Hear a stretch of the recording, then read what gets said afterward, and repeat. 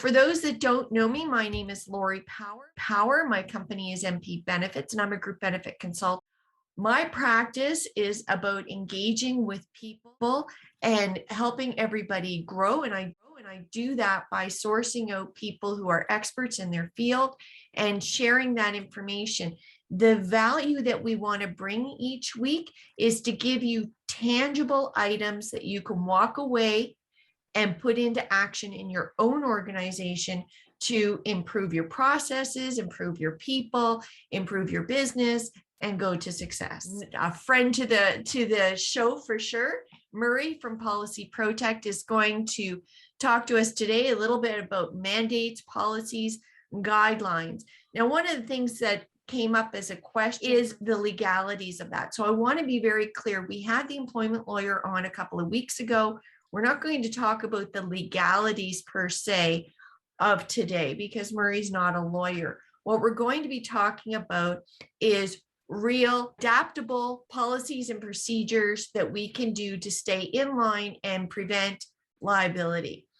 Walk us through how policies and procedures, especially the last 19 months, has evolved. Maybe there's an awakening, Murray, on where we're going with this. And thanks very much for having me today, Laurie, and nice to see everyone here today. I really appreciate you joining us. And so, you know, the first thing that I explain to anybody is there's a new understanding of what policies are in the workplace. And I think there's a sort of a bad rap that policies have, and probably for good reason, because in a lot of situations, the policies that people are working with that are in place now kind of follow a model that was developed, you know, over 100 years ago. They're very, very old school. And so they tend to be kind of a brain dump of everything the person could think about on that topic, whatever the policy is. And in these days, a policy has to be much more specific. A policy is really an accountability document. And don't get frightened with the word accountability. It's a good thing. Accountability is a positive thing. And so there's accountability, and then there's everything else. There's guidance and there's steps to follow. But it's important to put your accountabilities in one place in your policies, and put your steps to follow, your procedures in another place, and put your background information in your handbooks and your training and your bulletins and other things. And I think that's really important. So that's sort of tip number one. If you're looking at your policies, do make sure that any policy that you're writing or updating is very, very clear in its accountabilities, in the accountabilities that you have for your employees or your other workers, whether it's contractors or volunteers. But also, this is the big sort of shift that I'm trying to encourage, is the accountabilities that the organization sets out for itself on whatever that topic is. And the reason for that is that your policies are not, the audience of your policies are not just your employees and say contractors. A policy can be ripped out of your organization and dug into by all kinds of externals, regulators and courts of law and other third parties. Clients, customers want it for verification. And so they don't care what you're telling your employees to do. They care what you as an organization say you're going to do around a topic. Is it a set it and leave it? Like, once it's done, am I done? Good question. And no, and that's kind of the second sort of big recommendation for today is, given that the workplace has changed over the last 18 months, given that we've got, people working from home or a blended, or we've got people working in close proximity in factories and plants and offices, with COVID floating around, that workplace has fundamentally changed. And it's really important that you do take a full edit of your policies from sort of front to back and update them to what's now different in your workplace. So if you now have people working from home, make sure that your policies, when you say, where does this policy apply and to whom does it apply to, that it includes people working from home. As a very small company, where do you start if you don't have a policies booklet? Well, you start with your, good question, and thanks, Tammy. You start with your compliance obligations, right? And the first, back to that, what does the employer say it's going to do? What does the company say it's going to do? You start with, what do you got to comply with? Well, you've got to comply with employment standards and human rights and occupational health and safety and privacy and data protection. Those are your big four areas. And so you start with the policies that guide your adherence to those laws. So a few employment policies, some health and safety policies. And as soon as you hit, like, I don't know how many employees you've got, but as soon as you have more than one employee, you have to have a health and safety policy.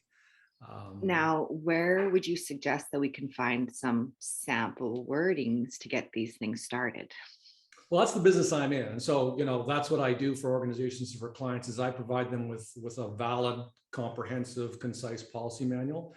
Cool. So that's something that, you and I can take up offline if you're so interested. Yeah, you got it. But I will also give you my competitors, right? There's people out there, organizations out there that have, good solutions.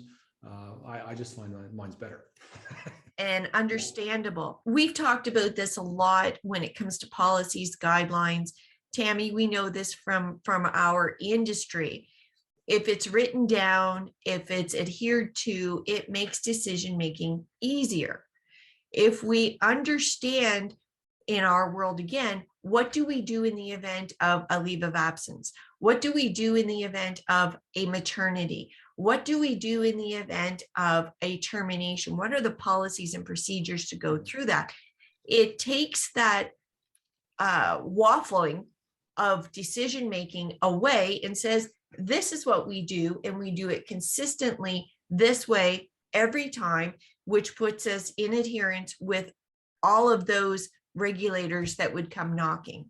Yeah, 100%. And consistency is bliss, and it really is. And so, if you think about an accommodation, human rights, you have the right to ask for accommodation, right? Employees do, people coming into your place of employment do, customers, visitors, all have the right under Human Rights Act in Alberta and elsewhere to request accommodation. So as soon as somebody's hand goes up and says, I want accommodation, then you have a procedure that takes you through the steps to look at that request and investigate it and decide on it in a timely and consistent manner every time, just as Laurie said.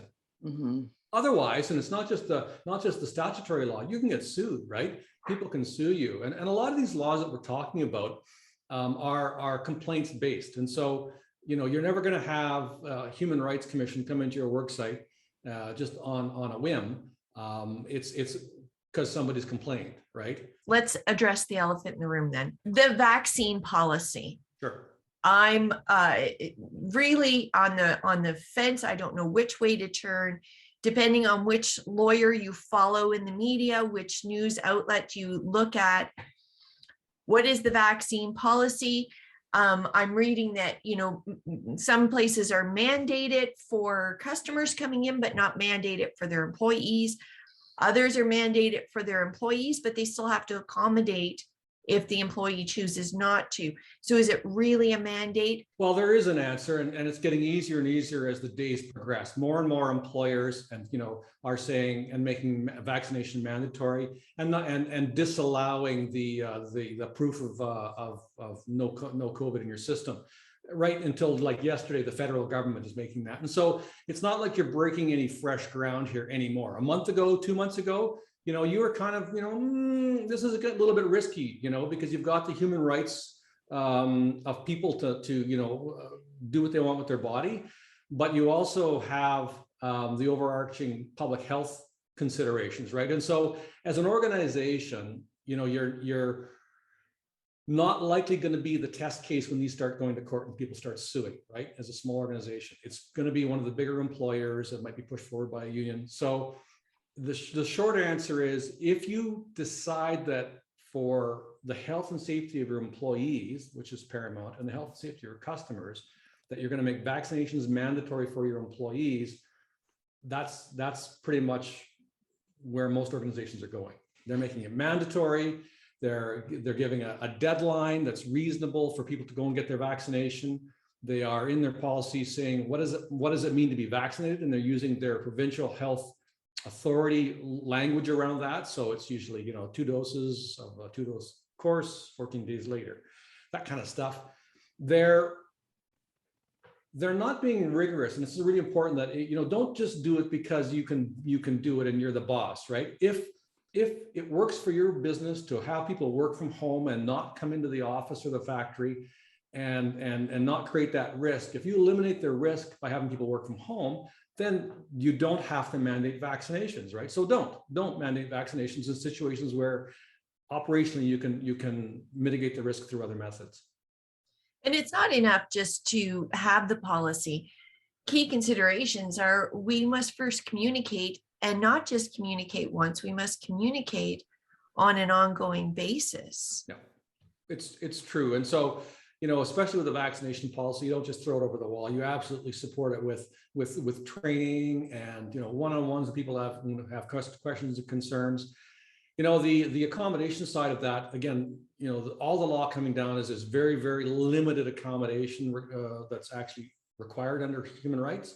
And it's like absolutely medically, I can't take it because I'm allergic to the vaccine or for a couple other reasons, or it's part of my, religion. And it's not just a religion of convenience. It's very much, it's part of, organized religion. And I'm a faithful member, and there's very few religions that have that. So, there's not a lot of wiggle room for folks. I'm reading too that to support the health and safety of the employees that are on site, there are those that say this mandate too will be more of a transitional policy, that it may not be a policy that goes the distance, or it may be a policy where you do make a vaccine. So it's not just specific to this pandemic, it could encompass other pandemics.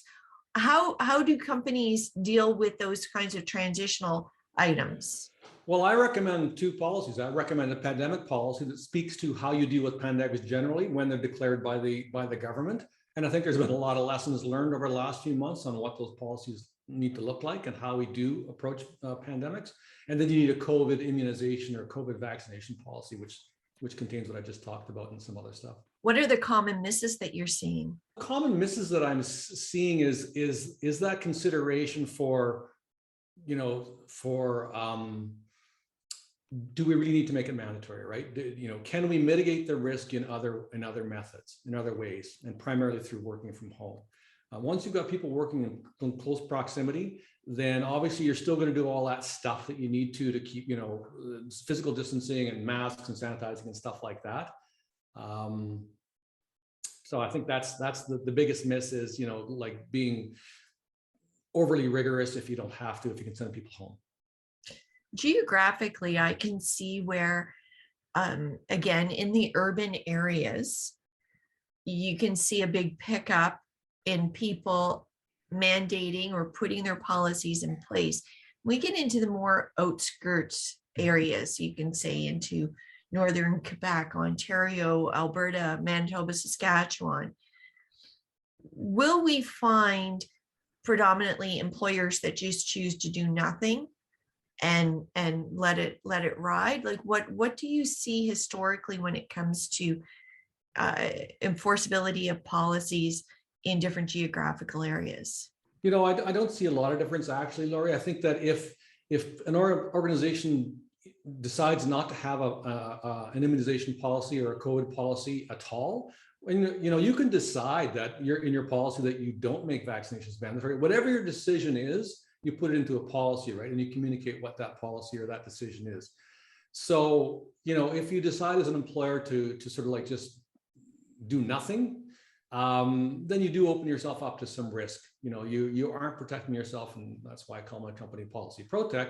You aren't protecting yourself against the people who might come to work or who might patronize your organization and then claim that they got COVID in your premises. I don't think it's unreasonable to suggest that these new policies are not unlike when employers had to put in their marijuana policy and put in their what does it mean if you have medical cannabis needs versus recreational. I think this hits home again, the need to constantly revisit your policies and guidelines, because just like we've seen in 2018, 2019, these things are going to keep happening. And the more robust or the more flexible, I guess, or the constant care that you put toward the policies are, I think, paramount to success of a business. You're right about that, and you're right about recognizing that there's constant change in the employment sphere, right? And so every day there's new laws being proposed and put into force across Canada. Today, right now in Quebec, they've got what's called Bill 64, which is basically the Privacy and Data Protection Bill, very much modeled after the European GDPR. And so over the next 2 years, if you're in Quebec or doing business in Quebec, you've got a lot more new requirements, and your policies had better keep up with those new requirements. You talk about cannabis in the workplace. That came into force as Canada legalized cannabis. There's always change. There's always change being pushed forward by regulators, and it's really important that you keep up with those laws. And I'll just give you a little tip: if you want to keep up with the laws on any given topic, sign up for Lexology, Lexology. It's free, and basically it's where lawyers go to publish articles for the lay people, for us. And so you can subscribe to that, and it'll push out information to you, or basically on what you decide you want pushed, or you can just go search their database. And so that's a really good resource to wrap your mind around what's going on in the law in your jurisdictions where you operate. That's a favorite for mine. I have to say that's part of my daily routine. It comes in about 6:30 in the morning. Yep. And it's probably one of the very first emails that I look at on a daily basis. So is it a summary of what's posted from the day before, and you can pick and choose what you want to read through, or? Very much so. And so it's got a number of check boxes, and you can sign up for what jurisdictions and what topic areas. Then it'll start pushing out in emails it consolidates into the email what you're interested in. Then it also suggests other things you might be interested in, and you just follow the link. And it'll give you global as well. So it'll give you by jurisdiction, it'll give you national, it'll also include global responses to it. It's a great tool. Lisa, what are you seeing in your client base in working with employers for their willingness to put in a vaccine policy and integrate that with their HR? It's interesting because you asked about jurisdictions and smaller communities and stuff like that. And what I'm seeing is it's different in different industries, more so than in geographical areas. So I find it interesting. And a lot of my clients are more that blue collar type, where the companies that I'm seeing that are trying to mandate vaccinations are getting a lot of pushback, and you can't tell me what to do. And then other clients who are like, no, we're not going to mandate a vaccination in the workplace because we feel that it is a personal choice. However, if there's subcontractors working for a third party, a lot of those third parties, those bigger PCLs, University of Alberta, some of those bigger projects that are happening have mandated vaccines on their site. So then it comes down to if the client is mandating vaccines on the site, then we may not have work for you if you choose not to get a vaccine. But what is happening is the companies that aren't mandating a vaccine and polling employees, there's a bigger uptake of those employees, those blue collar employees that have decided that, yes, they are going to be vaccinated because it's the right thing to do, as opposed to you can't tell me what to do. So it's very interesting. And I feel like it really comes down again to that company culture where, and Marie and I have had this conversation, is that these policies need to also really represent the culture that you're trying to build in your company and what that looks like. So if you want to mandate vaccines in your workplace, that's great. And again, why are you doing it? What is the why behind it? Just because everybody else is and you're jumping on a bandwagon? Or is it because truly it's that we want to keep our employees safe and we feel that this is the best way to do it because we can't mitigate the risk any other way? Santa talked about an HVAC company where they're going into clients' homes, they're doing all of that stuff. Well, those guys can't work from home. They're not going to fix your furnace from sitting at their laptop. So I think that there's so many things that are so dependent on this. And I think that the fear is that, well, am I going to have to show proof of my vaccine for next year? for COVID. And I think that's where the employment law comes in, where it's like, I think it depends. I think it depends on how our healthcare system is doing at that time. Right now in Alberta, our healthcare system is in serious trouble. So I think that mandating a vaccine to even mitigate the risk to our healthcare system is important. But next year, if everything's kind of under control, do you really want to mandate that vaccine at that time? And I think Murray's point about having that pandemic policy and that pandemic plan could include when you mandate the vaccine and when you don't. Yeah, very good thoughts. Good thoughts. What about resources? Tell us about some of the resources that you provide your clients on your website and ongoing. Basically, I have policies, procedures, and employee handbook chapters for all aspects of business operations. And so I have the whole employment side, I have the health and safety side, and I can help employers get their core certification. I also have the privacy and personal information protection aspect of the world. And also, and a big one is information management, information security, information technology. That's a big one. If you cybersecurity and doing assessments of your cyber risk is getting bigger and bigger. And so the policies that I provide help organizations get compliant with one of the ISO standards. And lastly, finance and accounting, right? And not even lastly, you've got operations and governance. And so I provide the full scope. And basically, it's very a la carte. Whatever you need out of all that stuff to run your business is what I can provide my clients. Santa said we have big issues because customers are asking for vaccinated techs and proof. At the same time, it's up to the techs if they want people to know. We can't make them show people if they don't want to. And Lisa chimes in and says, that's 100% true. Yeah. And again, back to Lisa's point about the culture, but if I really feel for those employers who rely on highly skilled employees that are hard to replace, because then those highly skilled employees have a bit more sort of power over that decision. But that's, again, starting to erode. And you can absolutely say, I refuse to get a vaccine, it's my body. And the employer can say, I absolutely refuse to employ people who aren't vaccinated.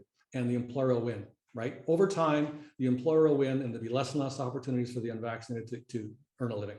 And then we get into that polarized society, and that's a whole different conversation than talking about mandated vaccines and policies and guidelines. And what we're seeing a lot in the news and what we're seeing a lot in the media is that meshing of all of these different ideologies, which creates confusion for professionals and employers. So we have to keep it simple and we have to keep it on task, I think, for what we're looking at. And to Lisa's point, to your point, to Tammy's point, to Santa's point, is when it comes to the job, there's the job and there's what's required to do that job. Somebody else's ideologies, somebody else's feelings, somebody else's, that's something different than the job. And again, I think you make a really good point, Lisa, on that comes into play in that overall culture. The reason why this is such a divisive issue and the reason why governments and employers are making vaccinations mandatory, it's very much a health and safety issue. At the end of the day, it's health and safety and public health. And when you look at health and safety risks, you're looking for those hazards to people's health and safety. So it's the whirling blades that are unguarded. It's the open fall, to 3 meters below with no fencing. And now the hazard is the employee, right? The hazard is the thing that can make somebody else sick or dead. And so that's why this has become such an issue, is the employers and governments are saying it's not about your right to earn a living and not get vaccinated. It's about our right to protect others, right, from you who might be a hazard to their health and safety. That's why this is carrying the weight it does. Yeah, I couldn't agree more. Well, thanks so much for coming in. We always have to have Murray in periodically every few months because there's that many changes. Yeah. Like it'd be nice to say, you know what, Murray and I talked a couple of years ago and we're just catching up, but there's just so many changes all the time. that we have to keep in the loop about these things. So I will say until next time. Thank you, guys. Well, Thanks, thanks Anna. so much for coming out. Always the best part of the week. Always great conversations. Always good sharing and great insights. Thanks so much, and we'll see you next time.